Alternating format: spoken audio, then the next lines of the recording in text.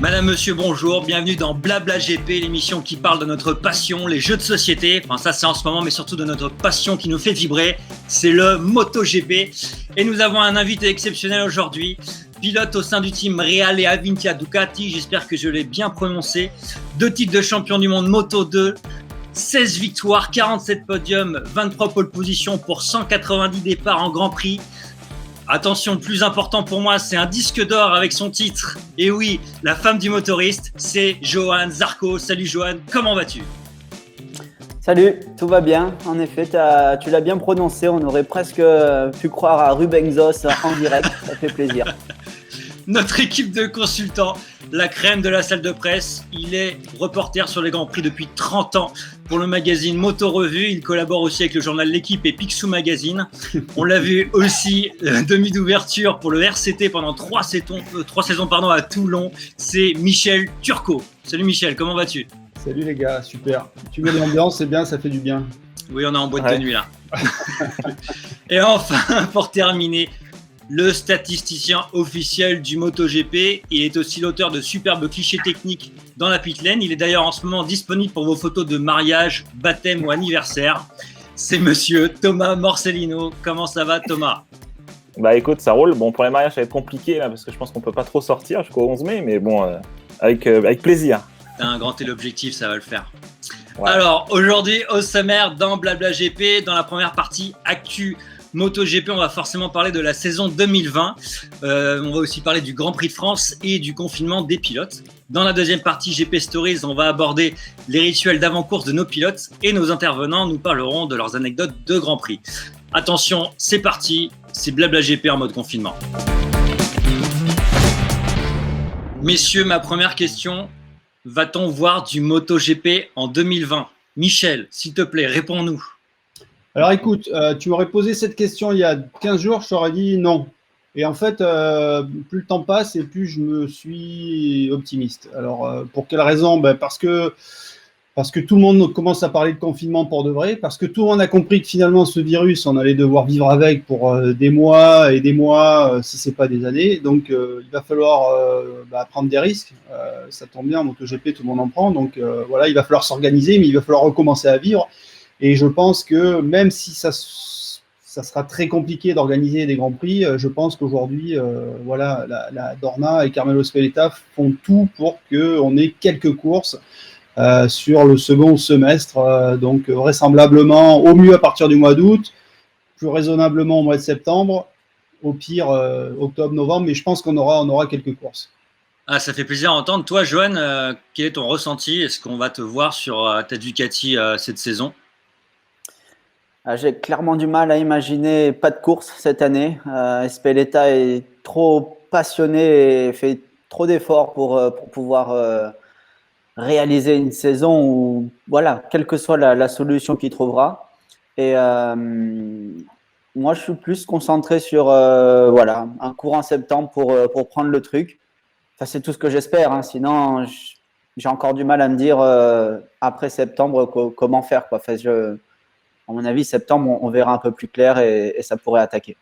Alors justement, maintenant, c'est comment ça va se passer ? On se pose pas mal de questions, on a pas mal de rumeurs, d'infos qui tournent sur les réseaux sociaux. Tom, est-ce que toi, tu as des infos sur comment ça pourrait se dérouler ? À un moment, on a parlé de 2 courses pendant un Grand Prix, mais apparemment, ça a été écarté. On parle de plusieurs Grands Prix sur un même circuit. Est-ce que tu as des infos là-dessus ? Non, après, c'est clair qu'il y a plusieurs options qui sont envisagées par Carmelo Espeleta, mais aussi par l'IRTA. On a vu une lettre, un mail qui a été envoyé par Mike Trimby au team Moto2 et Moto3, et je crois même MotoGP d'ailleurs, la semaine dernière, en leur demandant de fournir une liste de staff minimal pour pouvoir éventuellement se déplacer sur les Grands Prix. Donc, il y a quand même pas mal de choses qui essayent d'être mises en place. Après, c'est clair, comme disait Michel, et puis comme tu disais aussi, Johan, On ne sait pas comment ça va être. C'est clair que les Grands Prix ne seront pas comme ce qu'on a l'habitude de les voir, c'est-à-dire est-ce qu'il y aura la presse qui sera présente, est-ce qu'on sera tous testés avant de rentrer sur le paddock, est-ce que le paddock sera confiné pendant 15 jours et il y aura plusieurs Grands Prix ou plusieurs courses pendant un week-end ou pendant la semaine, comme tu disais Michel dans ta table ronde il y a quelques jours. Donc ouais, ça va être compliqué. Donc pas d'infos, parce que je pense que de toute façon on ne sait pas de quoi demain sera fait.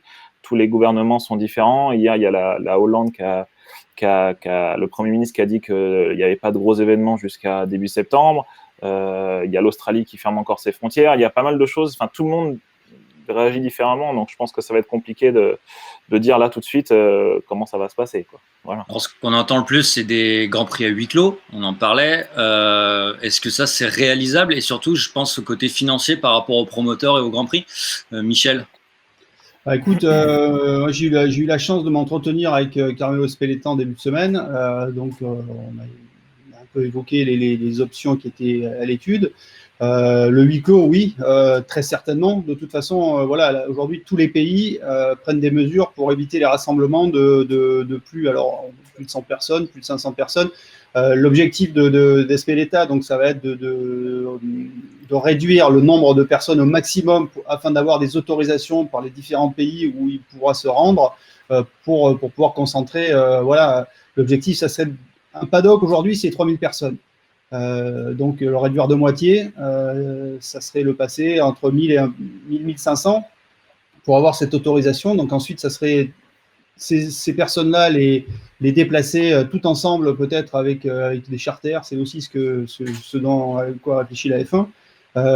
Tester les gens avant d'entrer dans le paddock et puis après les garder sur le circuit peut-être pour 15 jours avec 3 Grands Prix. Un début de semaine, un milieu de semaine, un sur une semaine, le second sur le milieu de la semaine suivante et puis le troisième sur le début de la semaine d'après. Et puis voilà, réserver 3-4 hôtels parce qu'il y a toute la logistique aussi. C'est pas simplement faire entrer des gens sur un circuit, c'est aussi les loger, les nourrir sans que il y ait une promiscuité trop grande. Donc voilà, c'est des choses très compliquées à organiser, mais en tout cas la volonté elle est là, quoi. C'est d'avoir quelques circuits où on va pouvoir isoler tous les acteurs essentiels du MotoGP en se privant des autres. Oui, parce qu'on parle de pas mal de choses, pas d'hospitality. Johan, il n'y aura même pas de fans dans le paddock. Tu vas faire comment? Tu vas faire des air selfies comme ça? Comment ça va se passer? Même pas de femmes, t'as dit? De fans. Ah mince. Non, t'auras même pas de fans. Ça va être un peu comme à l'ancienne, comme dans les années peut-être 70. J'ai pas vécu, mais je pense que ça va être comme ça. Non, ouais, ça. Après, c'est les téléspectateurs presque qui peuvent faire le plus grand nombre et qui peuvent faire tourner le business, on va dire, hein, pour que les télés puissent diffuser les Grands Prix, d'où la possibilité de rester 15 jours sur le même circuit, dans les mêmes hôtels pour faire 2 ou 3 Grands Prix de suite. Et à huis clos, comme Michel vient de dire, déjà un huis clos de 3000 personnes, c'est pas vraiment un huis clos. Même si on le réduit à 1000 ou 1500 personnes, ça fait quand même du monde parce que ça se ferait pas de faire courir que la MotoGP. Il faut sûr faire courir les 3 catégories par respect des autres pilotes et des autres mécanos, ingénieurs, etc. Il y a possibilité de toute façon de quand même réduire le personnel, hein, parce que voilà, moins de médias ou par exemple des assistants de pilote, tout ça, le pilote peut être un peu plus autonome et réaliser plus de choses par lui-même. Et s'il y a moins de demandes de médias, naturellement, le pilote a moins besoin d'aide de personnes autour de lui pour gérer tout le programme de son week-end. Donc ça serait faisable. Et moi, je trouve que ça serait vraiment sympa parce que d'un seul coup, entre 1000 et 1500 personnes sur un paddock, pour ma part, moi, ça serait les personnes avec qui j'ai besoin d'avoir le plus de liens, c'est-à-dire les ingénieurs et les mécanos. Et avec l'expérience des Grands Prix, même les mécanos des autres équipes, je les connais ou j'ai pu avoir aussi des relations de travail avec eux. Donc ça pourrait être un bon moment, on va dire presque un nouveau confinement, mais à plus grande échelle. Moi, ça me plairait bien, ça peut être sympa.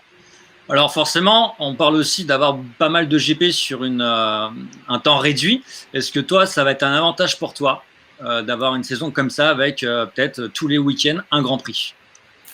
Ouais, ça me plaît bien aussi parce que enchaîner les courses, c'est une bonne chose. Une fois que tu arrives à gérer ta forme, eh bien, comme on ne peut pas rouler sur la MotoGP, même entre les courses, de la manière dont, en tout cas, j'ai pu voir comment j'évoluais et les années précédentes, eh bien, enchaîner les courses, moi, ça me rend vraiment fort parce que le fait de pouvoir être à plus de 300 à l'heure sur ta moto finalement toutes les semaines, eh bien, ton niveau, il grandit et il grandit et ça me plaît. Donc, que ça tourne à mon avantage, non, c'est bon pour tout le monde. D'accord. Mais clairement, je pense que c'est faisable et moi, ça me plaît parce que tu pars dedans et tu lâches pas.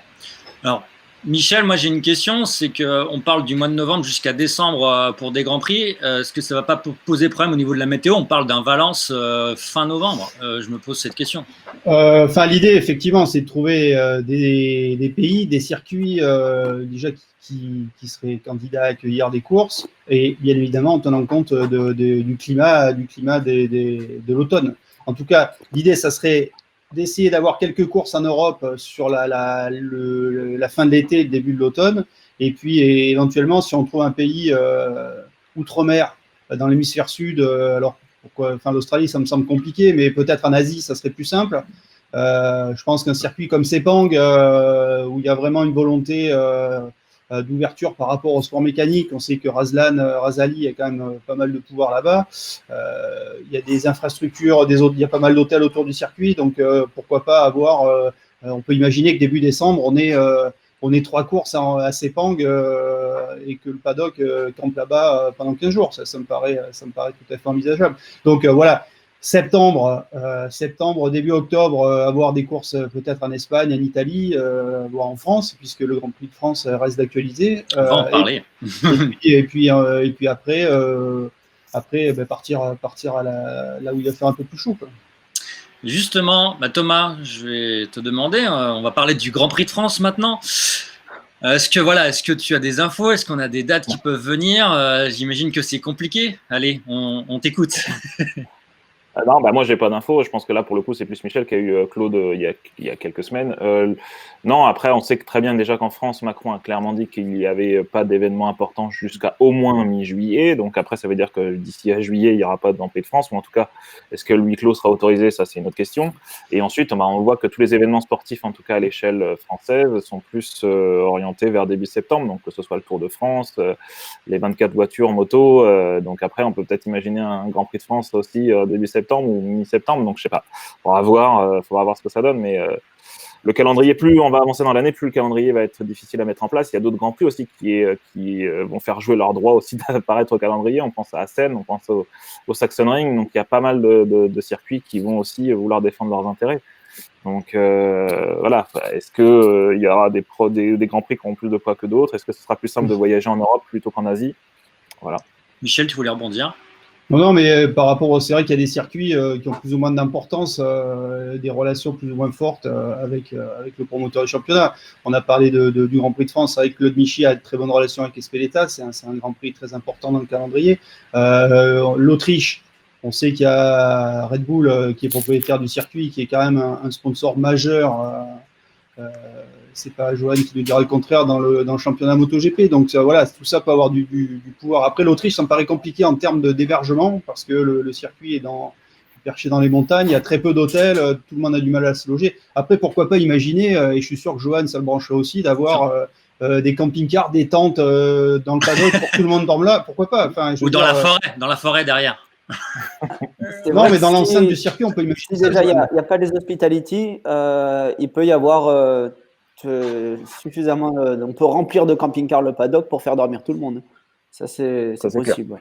Est-ce que toi, Johan, j'imagine que tu as des circuits préférés. On peut mettre un petit peu la pression à la Dorna sur les choix de circuits pour toi, quoi. Qu'est-ce que tu préférerais?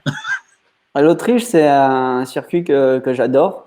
Et en plus, maintenant, d'être avec Ducati, ça peut être un bon circuit pour la moto et pour bien performer. Après, au niveau météo, Le Mans, mois de novembre ou octobre, ça fait à mon avis limite. Donc clairement, ça peut être une ouverture de championnat en France en septembre. Ça serait magique. Ah ouais. Et après, vu que tout est chamboulé, profiter peut-être de mettre Valencia plutôt octobre que novembre, parce que on a eu froid l'an dernier, on a eu froid il y a 2 ans. Donc le mettre plus tard, c'est toujours un peu délicat. Par contre, en Espagne, sur fin novembre ou même début décembre, c'est Jerez qui a des conditions plutôt bonnes. Et même à la limite, s'il peut pleuvoir, c'est pas glacial. Donc sur fin novembre et l'Espagne, ça peut que être Jerez. De toute façon, comme il n'y a plus d'ordre là, pourquoi pas jouer là-dessus. Mais voilà, l'Autriche pour la Ducat et le Mans en ouverture de saison. Chiche. Allez, banco. Alors, Michel, on se pose tous la question, c'est sur les contrats des pilotes. Comment ça va se passer pour ceux qui ont déjà signé pour l'an prochain, ceux qui n'ont pas encore signé? Comment ça va se dérouler? Ceux qui ont signé, on va dire qu'ils sont à l'abri. Après, ils auront peut-être à rediscuter le montant des contrats signés. Je pense notamment à Marquez ou Vinales qui ont quand même signé pour des grosses sommes. On va peut-être leur demander, leur faire comprendre que voilà, les conditions sont un peu différentes et qu'ils vont devoir renoncer peut-être à certains émoluments. Après, Johan, il peut nous parler de sa situation qui est intéressante aussi, puisque toi, en plus, tu arrives sur une moto, tu as tout approuvé, tu n'as pas eu le temps de montrer ce que tu peux faire et il faut déjà préparer la suite. En plus, on sait que la situation de ton team n'est pas forcément la plus sereine en termes de sponsors, etc. Donc j'imagine que c'est aussi déjà des discussions. Est-ce que tu es rassuré de la part de Ducati par rapport à l'avenir? Rassuré, non, mais confiant parce que ma relation pour l'instant a très bien commencé avec Ducati et bon, pour l'instant on n'a pas encore pu attaquer les courses, mais voilà, la première relation de travail elle était bonne. Ils me sentent motivé à bloc et ça leur fait énormément plaisir. Après, tous ceux qui sont en place au niveau contrat, ils changent pas de moto. Par contre, chez Ducati, ils n'ont pas encore fixé les contrats et c'est presque là que ça peut bouger le plus.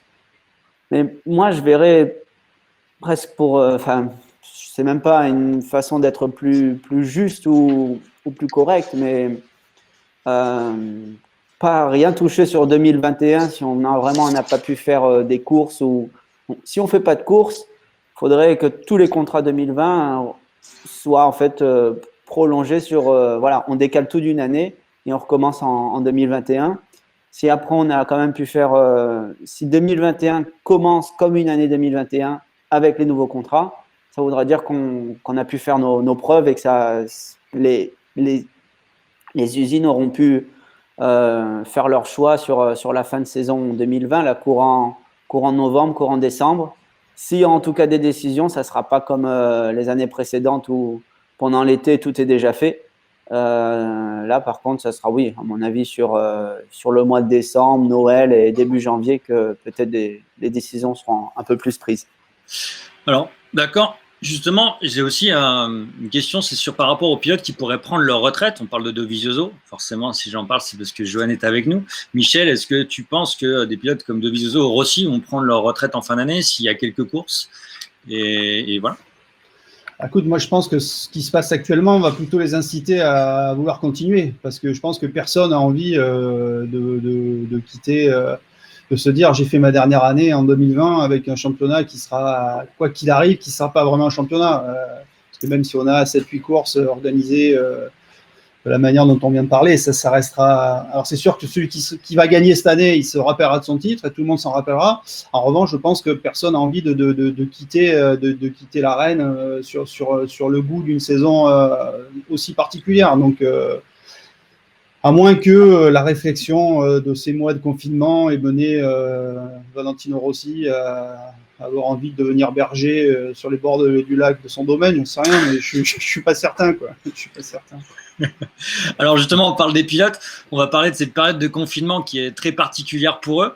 Alors Johan, déjà pour toi, comment ça se passe? On te voit un peu sur les réseaux sociaux en mode entraînement physique. Comment ça se déroule pour toi ce confinement? Comment tu l'appréhendes? Eh bien, ma maison dans le sud de la France, avec un grand espace à l'extérieur, un grand jardin, m'aide à vivre un bon confinement, hein.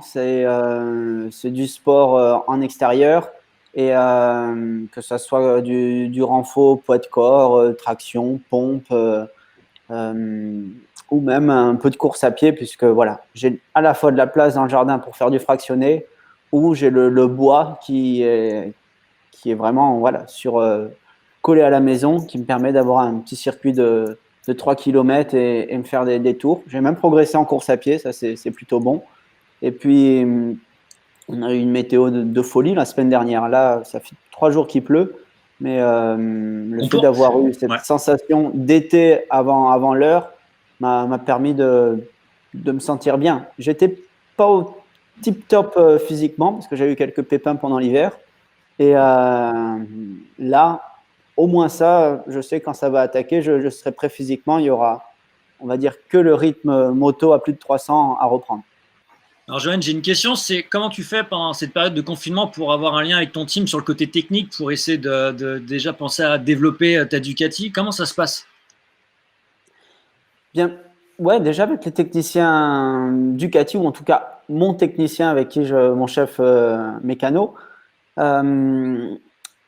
bien, moi je regarde souvent les courses et je vois, comme je sais que j'ai des choses à apprendre sur la moto et que j'ai pu déjà comprendre les caps que je devais passer, eh bien, ça me permet de voir différemment les courses. Et ça, quand je regarde, je prends des notes et ensuite je traduis tout en italien. Ça me plaît même d'écrire en italien et je l'envoie à mon technicien.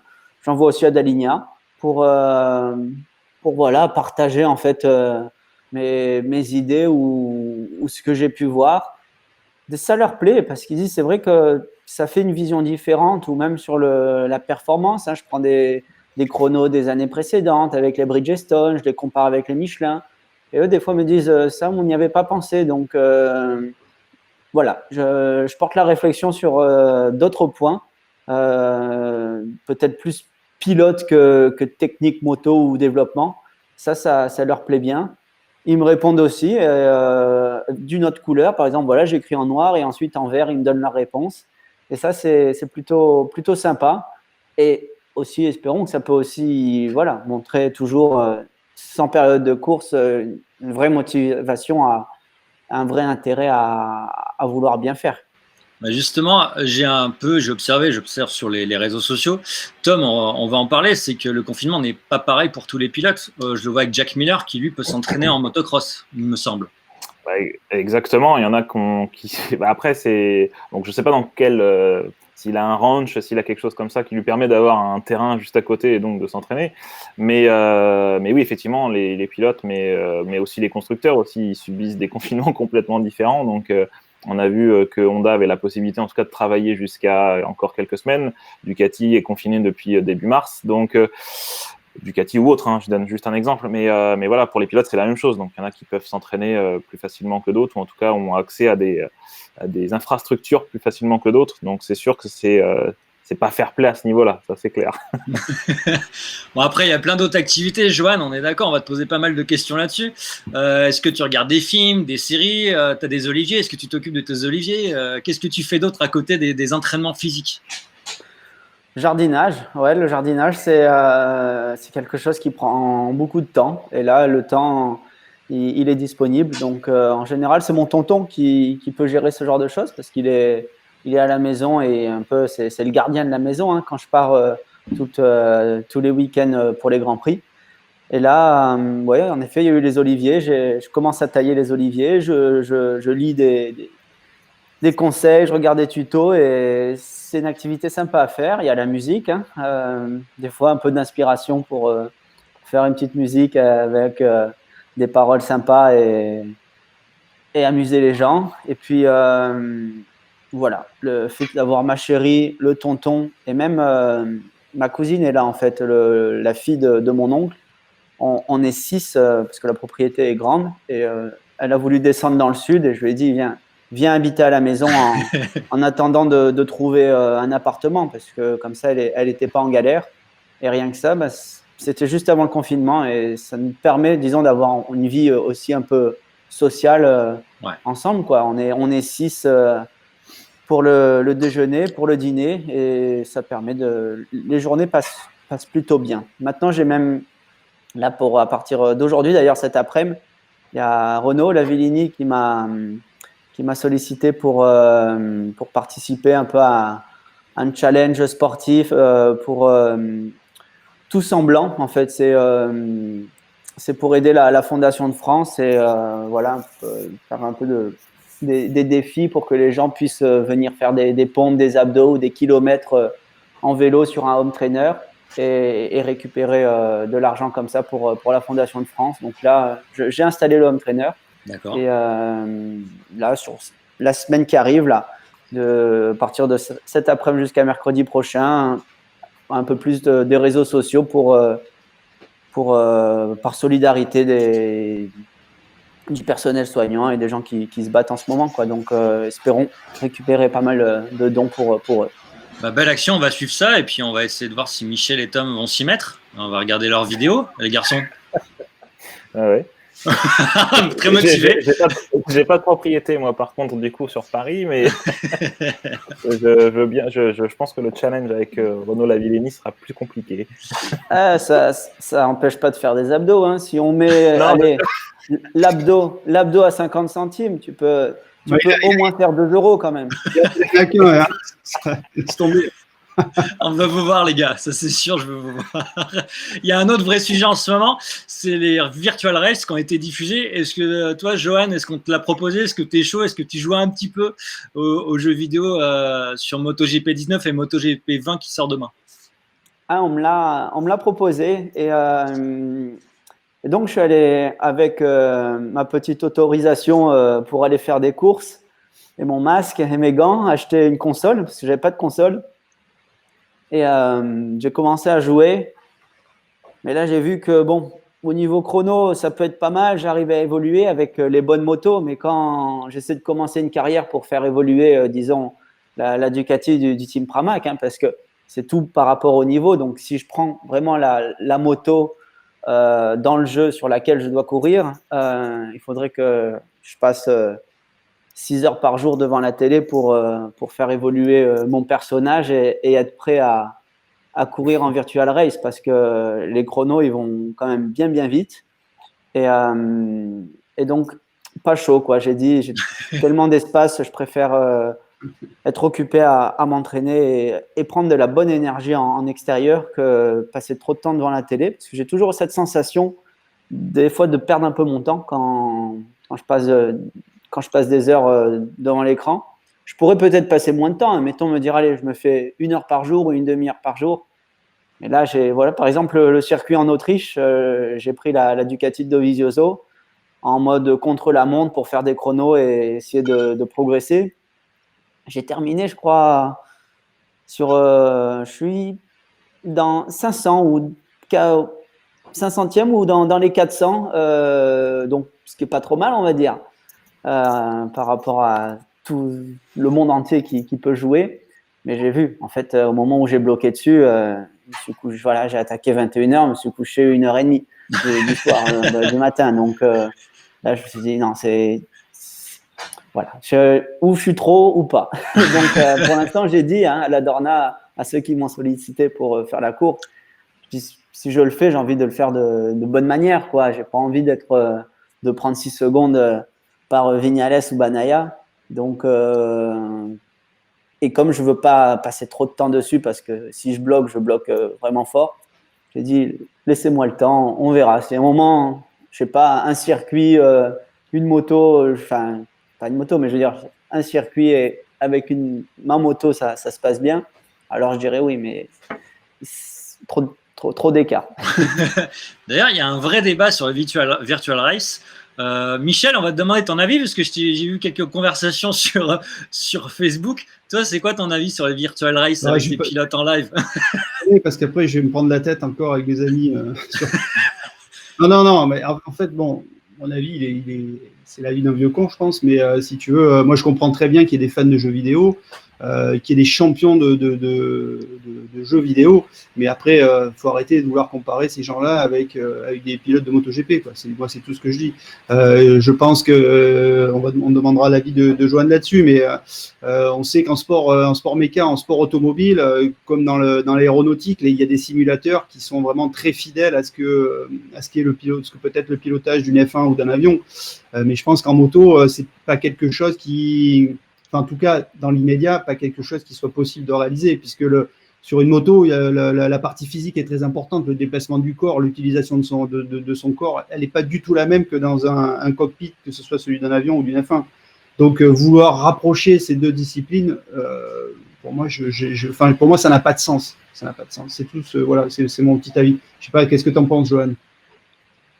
Je suis d'accord. C'est sûr qu'à un moment, voilà, le fait d'être sur une moto et de bouger le corps, ça change plein de choses. Et les simulateurs Formule 1 ou avion, c'est vrai qu'ils ont l'air de pas mal bosser dedans. Après, il y a toujours cet effet vitesse qui n'est pas pareil en réalité. Et c'est ça qui fait monter ton palpitant, hein, que ton cardio est super haut. Sur le côté concentration, on va dire, de faire mieux chaque tour, là, voilà, c'est pas mal au niveau concentration pour voilà, se stimuler et aller et progresser de ce côté-là. Après, c'est assez curieux, mais moi, je trouve que c'est les nouveaux jeux, là, les dernières années des jeux MotoGP, ils progressent énormément en graphisme. C'est de plus en plus beau. Les circuits sont vraiment, vraiment très bien faits. Mais des fois, le coup du pilotage ou les réactions de la moto, c'est un poil étrange. Et ça, j'ai encore un peu du mal. C'est pour ça qu'il faut vraiment bloquer dessus pour pouvoir réussir à tout anticiper. Alors que quand j'étais plus jeune, j'avais énormément bloqué sur la PlayStation 2, sur MotoGP 4. Donc, ça reprenait la saison 2004. Et où il y avait la catégorie 125 et 250. Et je sais que là, le créateur du jeu, c'était des Japonais. Et je trouve que sur presque une côté conduite, trajectoire et repère, ça a été le jeu le mieux fait, mieux presque maintenant, on est en 2020. Peut-être pas niveau graphisme, mais encore que, mais là, c'est plus un concepteur japonais. Simplement pour dire que les Japonais, ils ont une capacité de travail à réaliser des choses en avance sur leur temps. Et maintenant, on cherche plus peut-être voilà, de ramener des gens en ligne et de faire du niveau comme ça. Mais le pilotage, c'est plus trop ça. Et un autre truc que je veux venir là-dessus, excusez-moi, c'est peut-être un peu long, mais ce qui fait bizarre, voilà, quand on compare le champion virtuel et nous, pilotes MotoGP, c'était en 2018 où j'ai pu retourner à la cérémonie pour la cérémonie de la Dorna le dimanche soir après la course de Valencia. Moi, en tant que pilote, c'est une belle cérémonie. Voilà, c'est vraiment une vraie conclusion de la saison. Et voilà, tu as mis toute ton énergie. Tu risques aussi ta vie parce que c'est en plus là, quelques semaines avant, j'avais chuté à plus de 300 en Australie. Je suis le meilleur indépendant, donc allez, content. On met le costume et on va avec les meilleurs pilotes du monde sur cette scène du gala Dorna. Et pour la photo de famille, j'avais à côté de moi celui qui avait gagné la Virtual Race, quoi. J'ai dit, tiens, je me suis bourré à 300 et lui, il est là à côté de moi. Et donc, ça veut dire qu'on est pareil à la fin. Et ça m'avait fait bizarre, quoi, un peu dire, bon, ben, est-ce que ça sert vraiment ce que je fais? Ouais, effectivement. Bon, Tom, nous, on va pas dire qu'on joue alors. Non, c'est surtout le confinement qui m'a poussé à vouloir jouer. Oui, non, moi aussi. Mais je sais qu'il y a pas mal de pilotes. Alors pas forcément tous, hein, mais qui utilisent les jeux moto pour étudier des trajectoires, non pas forcément claquer des chronos, mais en tout cas pour découvrir des nouveaux tracés, surtout les pilotes Moto 3 qui connaissent pas forcément tous les tracés du championnat du monde. Donc ça leur permet d'avoir déjà une première idée de à quoi ressemble un circuit. Donc après c'est clairement, comme dit Johan, il n'y a pas besoin de... C'est logique, c'est sûr que ça n'a rien à voir avec le fait de rouler réellement sur une moto, c'est pas du tout comparable. Mais je pense que Après, beaucoup de pilotes j'ai pas essayé les petites catégories, mais peut-être que voilà, tu prends une Moto 3, presque, ça peut être un peu plus réaliste au niveau feeling trajectoire, parce que peut-être ils mettent moins de contraintes, vu qu'il y a moins de puissance, ils mettent, disons, la possibilité de piloter plus facile, et finalement, il y a peut-être plus de possibilités. Il faudrait que j'essaye, hein, puisque simplement, voilà. Maintenant, en tant que pilote MotoGP, je regarde plus les autres catégories, donc je ne vais même pas essayer Moto 2. Mais non, les circuits sont super bien faits, donc ouais, il y a des trucs à prendre de toute façon. Il y a toujours du positif quelque part. Hein. Bon, on verra ça, messieurs. On a fait le tour sur l'actualité MotoGP. On va passer à la deuxième partie. GP Stories, c'est maintenant. Messieurs, on va parler des pilotes et de leurs rituels d'avant-course. Forcément, je me tourne vers toi, Johan. Quels sont tes rituels avant de monter sur ta moto ? Bon, on voit souvent une photo, on te voit accroupi dans le box. Qu'est-ce que ça t'apporte, déjà ? Ça me détend, en fait. Ça m'étire déjà bien un peu, je pense, tout le bas du dos. Et ça me détend et ça permet de se mettre bien dans sa bulle, en fait. Tu souffles, hop, et tu as un moment, ouais, on va dire, très, très zen avant de monter sur la moto, où là, tu es focalisé à fond. Et ça, ouais, je fais ça m'aide à me relaxer et à me concentrer. C'est pas en copie. C'est vrai qu'un mec qui est spécial dans le rituel, c'est Valentino Rossi, qui en faisait beaucoup, beaucoup plus jeune. Et là, je trouve qu'il en fait moins maintenant. Mais voilà, est-ce que plus jeune, tu as besoin de plus de superstition pour faire plein de choses parce que tu es tellement à un top niveau, tout te réussit bien que tu as peur de le perdre. Et un mec qu'on le voit moins avec des rituels, c'est Marquez. Donc, lui, ça nous perturbe des fois parce que tu te dis, tu n'as rien à faire, tu montes sur la moto, tu soudes et tu peux rattraper des glisses de l'avant à tout moment. Mais se donner des rituels, ça aide à se concentrer. Donc, il le disait Zidane, hein, toujours la chaussure droite avant la chaussure gauche. C'est vrai. D'ailleurs, il y en a pas mal de pilotes. Il y a une histoire des rituels chez les pilotes. Michel, tu m'en avais parlé hier au téléphone de pilotes japonais. Ouais, bah, il y a plein d'histoires. Il y avait, oui, Takayama qui dansait autour de sa moto sur la grille dans les années 70-80. Il accrochait des amulettes sur le cadre de sa Honda d'usine. Carlos Lavado qui avait des images de la Vierge glissées sous son cuir. Et puis les Japonais, d'autres Japonais, oui, Ueda il avait les cendres une partie des cendres de son grand-père dans une petite pochette qui, pareil, glissait dans la combinaison. Donc, qu'est-ce qu'on avait aussi? Aoyama aussi, et lui, il mettait du sel sur sa moto sur la grille de départ. Donc voilà, là, on est plus dans la superstition que dans le rituel de concentration, quoi. Mais Rossi, il a encore, tu dis, il en a moins que jeune, mais je pense que c'est parce qu'on y fait plus attention. C'est devenu, et Rossi, la façon dont il monte sur sa moto, dont il en descend toujours avec son pied gauche, la façon dont il s'accroupit, dont il se touche les couilles en sortant des stands. Tout ça, c'est des rituels, c'est de la tradition, c'est de la culture italienne. Hein, ouais. Se toucher les noix, c'est quand on voit un corbillard en Italie. Donc voilà. C'est un pilote, je pense que c'est le pilote le plus superstitieux. Et la question, c'est est-ce que toi, Tom, tu fais pareil avant d'aller en salle de presse? Non, Tom, il fait comme Walter Migliorati, qui est un pilote italien aussi des années 70, qui lui mettait 70-80, qui mettait un slip de femme sur sa tête avant de mettre son casque. Et c'est Cork Ballington qui était toujours avec une chemise. Une chemise en dessous de son cuir, je crois. Quand tu le vois, tu l'ouvres le cuir, il a toujours une chemise un peu vieillot, quoi. Mais ouais, on le voyait toujours avec ça. En 2012, mon coéquipier Granado, le Brésilien qui fait d'ailleurs, je crois, du moto électrique maintenant, il est chez Avincia.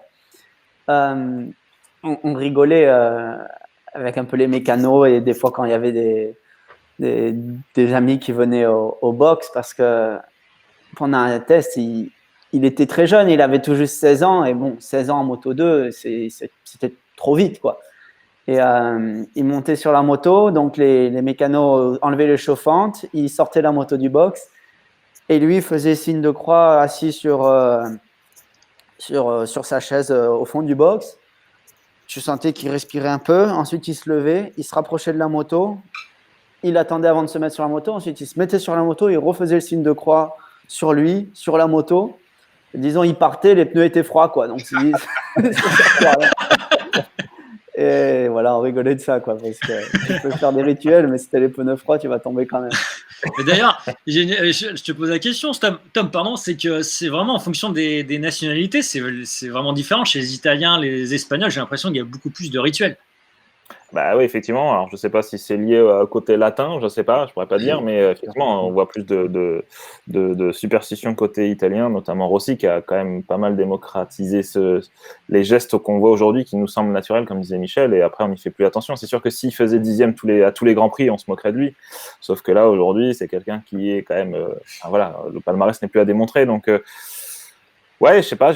Franchement, j'ai jamais vraiment prêté attention à ce genre de superstition, mais c'est vrai qu'il y en a beaucoup qui en ont et si ça les aide, en tout cas, à se sentir mieux sur la moto, pourquoi pas. Je veux dire, c'est pas. Ça aide à se concentrer. Hein. Moi, ouais, j'ai mon père qui est chiropracteur, donc il soigne des gens et il m'expliquait à chaque fois. Avant, plus jeune, il avait besoin pour se mettre bien dans sa bulle. Déjà tout le temps de route qu'il avait pour aller au travail. Ensuite, il arrivait à son cabinet, hop, il mettait sa blouse de travail. Et ça, c'était un peu tous des gestes qui lui permettaient de se mettre dans sa concentration. Et il disait maintenant, voilà, il a 70 ans et dès qu'il soigne quelqu'un, il baisse juste la tête 5 secondes et c'est bon, il est dans son truc. Mais ça permet de construire sa concentration. Et au départ, ça prend du temps parce que tu as besoin de beaucoup de choses pour arriver à ton point de concentration. Et avec l'expérience, comme moi, le but, c'est de devenir guerrier pour moi. Et maintenant, voilà, tu me mets un casque, je deviens assez vite guerrier. Ouais. Bah écoutez, voilà, merci. On a parlé des rituels d'avant-course des pilotes. Et maintenant, sujet très important pour nous, les fans de MotoGP, c'est les anecdotes de Grand Prix. Alors, messieurs, je vous ai demandé de préparer à l'avance, de penser à une anecdote de Grand Prix que vous avez pu vivre. On va commencer par toi, Johan. Raconte-nous une anecdote de paddock ou de Grand Prix. Et je ne l'ai pas travaillé, celle-là. C'est vrai que je l'ai vu dans ton mail. Après, tu as quelque chose voilà, un petit truc qu'on n'a jamais entendu, ce que tu as pu vivre dans le paddock ou sur piste, à voir. Bah là, il faut barrer pour reprendre la saison 2012. Oh non, on va prendre la saison 2013, là, quand on parlait un peu du rituel ou plus de superstition. Je sais que fin 2013, c'était une année où en Moto 2, je devais performer parce que j'avais récupéré la Suter et c'était la moto de Marquez. Donc on s'est dit, bon, Zarco va faire comme Marquez. Ça ne s'est pas passé comme ça. Et à un bout d'un moment, voilà, je courais après de bons résultats et je commençais à m'agacer. J'y crois encore, enfin, ce n'est pas une mauvaise croyance. L'intention qu'on met des choses, et j'avais vu l'étude quand on donne une bonne intention, quand on dit je t'aime à un verre d'eau, par exemple, ou à une bouteille d'eau, et sur une autre bouteille d'eau, on lui dit je te déteste, je t'aime pas, enfin, que des mauvaises ondes. Eh bien, les cristaux d'eau sont plus les mêmes. Et je sais que là, il me restait 2-3 courses. Et je crois que ça a commencé en Australie. J'ai fait ça pour l'Australie, ou Japon, Australie, et ensuite Valencia, où j'ai écrit sur mon moteur de la Moto 2, j'avais imprimé des choses et j'avais collé t'es le plus rapide. Ensuite, sur mon châssis, j'avais mis je t'aime. Et voilà, j'avais mis 2-3 autocollants pour donner bonnes intentions à ma moto. Moi, j'ai chopé un podium en fin d'année Ah ouais. à Valencia, donc Ouais, c'est j'ai excellent. testé ça. Excellent. Mais ouais, presque à bout de nerfs, j'avais dit, allez, je colle des bonnes intentions sur ma moto. Excellent. Tom, à toi. Oula, alors moi j'en ai plusieurs, mais bon après c'est pas. Après ça peut faire un peu faillot, mais c'est vrai que quand je suis arrivé dans le paddock avec avec mes passes One Event et que ça a été compliqué de se faire un nom, de rencontrer des gens, tout ça. Il y a un mec qui s'appelle, c'était en 2013, il y a un mec qui s'appelle Michel Turcot. Il m'a dit mais qu'est-ce que tu fous là toi? Qu'est-ce que tu voilà. Et il m'a dit je sais pas qu'est-ce que tu veux faire tout ça. Et donc du coup il m'a tendu la main pour pouvoir commencer à faire des piges sur GP Racing. Et donc je pense que ça c'est une bonne anecdote pour moi parce qu'aujourd'hui je pense que ça a aidé à en tout cas à apporter une crédibilité dans là où j'en suis aujourd'hui. Après voilà, des anecdotes de Grand Prix, j'en ai vécu d'autres, mais je pense que celle-là, ça reste un bon souvenir, parce que je pense qu'à ce moment-là, je me demandais qu'est-ce que je foutais là et si j'allais réussir à faire quelque chose, en fait. Donc, on va mettre une belle musique là-dessus, c'est magnifique. Merci, Tom. Michel, alors on t'écoute. Ah, écoute, moi j'ai réfléchi, il y a tellement, en 30 ans de Grand Prix, j'ai tellement vécu le truc, c'est difficile de faire la part des choses. Parce que je te disais hier, ouais, 2 fois il m'arrivait de partir dimanche matin au circuit de l'hôtel et d'arriver au circuit en me disant putain, j'ai oublié mon ordinateur à l'hôtel. Donc là, t'es dans la merde parce que t'es arrivé tôt pour éviter les bouchons, donc il faut repartir dans l'autre sens. Donc chaque fois, je trouve, les 2 fois ça m'est arrivé, j'ai récupéré un scooter et je suis reparti à l'envers chercher mon ordinateur. Non, sinon j'ai un souvenir, mais c'est pas. Alors, c'est lié au Grand Prix, mais c'est pas sur un paddock. C'est mon premier. L'interview que j'ai été allé faire à Rome de Biaggi quand il est champion du monde en 94. Et là, donc, il nous invite au resto. Et après, il nous dit, j'étais avec donc Jarignon Museau, photographe tordu, et il nous dit, je vais vous emmener sur le circuit de kart là. Dans ma bagnole, donc on monte dans ça, il a une Porsche, une Carrera 4 là, donc il était en costard avec les petits mocassins en cuir, il pleuvait, et là on a roulé sur une espèce de zone du périph' de Rome, quoi. Il était à 240 sur la bande d'arrêt d'urgence, et là j'ai cru que j'ai cru que c'était mon dernier jour, quoi. J'ai accroché derrière, j'étais vert. Voilà. Merci messieurs pour ces anecdotes. On va passer tout de suite au quiz spécial GP de France. Messieurs, c'est l'heure du quiz spécial GP de France. Est-ce que vous êtes prêts? Ouais. Bah ouais. Bon, alors attention, 5 questions, 4 réponses possibles. Normalement, vous avez des petites fiches avec A, B, C, D devant vous pour répondre. On est parti. Avec Johan Zarco et Christian Sarron, seuls 3 pilotes français ont réussi à faire la pole en catégorie reine au GP de France, qui est le 3e pilote français. Réponse A, Franck Gross. Réponse B, Jean Lafont. Réponse C, Michel Rougerie. Ou réponse D, Richard Virenque. Tu nous dis quand on monte? Allez-y, messieurs. Attention. Et c'est la réponse B, c'était Jean Lafont. Et alors, je suis très étonné, le statisticien officiel du MotoGP a répondu mauvaise réponse. Michel, tu veux réagir peut-être? Oui, non, c'est 1982 Novero, non? Oui, bon, tu fais pas le malin, tu te la racontes pas, ça va. Eh ben, tu vois, sans dire la date, j'aurais annoncé Nogaro aussi. Bravo les gars. Il y a eu des grèves, c'est de la triche. Ouais. Et donc, c'est qui gagne? Alors là, pour l'instant, 2 points pour Johan et Michel. Johan, il est au taquet déjà compète. Qui gagne? Non, c'est qui gagne? Pour l'instant, on a personne. Grand Prix 82 tronqué, on va dire. Ça va être Michel Rougerie, non? C'est Michel Rougerie. On va vérifier. J'ai pas la fiche devant moi. Non, c'est pas Michel. Non, faudra demander à Tom. Michel Frucci, moi je dis. Non, c'est Frucci. C'est Frucci. Bon, bah voilà. C'est le Suisse. Tu te rattrapes, Tom. Ouais, non, bah oui. J'aurais dit Baldé. Non, Baldé, il roulait en 2,5, en 3,5. Ah ouais, d'accord. Par contre, Franck Gross avait fait 2e. Messieurs, on se calme, tout va bien. On passe à la question 2. Tu nous chauffes, là, tu nous chauffes. Ouais, je vous chauffe. Question 2. En 2019, dans le village du GP de France, quel était le prix d'un sandwich américain frites? Réponse A, 7,50 €. Réponse B, 8,50 €. Réponse C, 9,50 €. Et enfin, réponse D, 2 € si tu venais de la part de Claude Michy. Alors, messieurs, vous avez 3 secondes pour me montrer votre réponse. Là, j'en sais rien du tout, quoi. Ouais. Et ben, c'est Johan qui remporte cette question, qui gagne, puisque la bonne réponse était 9,50 €. Il fallait appeler CTLM pour en acheter un. Cher, voilà. Bravo, c'était plus cher que l'Hospitality Red Bull, on était étonnés. Donc pour l'instant, en tête, c'est Johan avec 2 points, Michel 1 point et Thomas 0 point. Que se passe-t-il? On va voir si tu te rattrapes.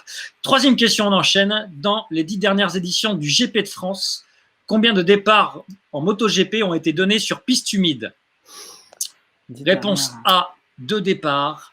Réponse B, 4 départs. Réponse C, 3 départs. Réponse D, il ne pleut jamais au Mans. Voyons.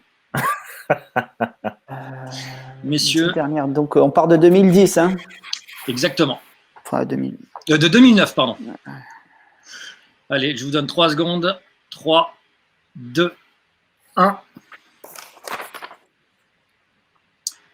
Et bien, décidément, bonne réponse. Pardon, c'est la réponse C avec 3 départs. Bravo, Johan. Non, pardon, je me suis trompé. Pardon, je me suis trompé. C'était 2 départs. 2 départs, pardon. C'était la réponse A. Qui avait répondu? Personne. Bah voilà, bon, ça m'arrange. Comme ça, je suis tranquille. On peut enchaîner directement sur la 4e question. On est toujours sur le même classement. Attention, question 4. En 1933, où a eu lieu le GP de France moto? Réponse A, à Dieppe. Réponse B, à Saint-Gaudens. Réponse C, à Tours. Et enfin, réponse D, à Gotham City. Vache. Alors, 3, 2, 1. La bonne réponse, c'était à Dieppe, la réponse A, avec donc Johan qui est carrément pour remporter avec ses 3 points. Allez, on enchaîne directement sur la dernière question. Question 5. Quelle est la distance exacte à vol d'oiseau entre la maison de Johan Zarco et l'entrée du virage du musée sur le circuit Bugatti? Réponse A, 786 km et 19 mètres. Réponse B, 801 km et 67 mètres. Réponse C, 809 km et 84 mètres. Réponse D, 147 mètres. Johan vit au point de corde du musée. Allez, messieurs. Celle-là. Ouais, c'est clair. Dieppe, c'était pas dur, peut-être. 3, 2, 1.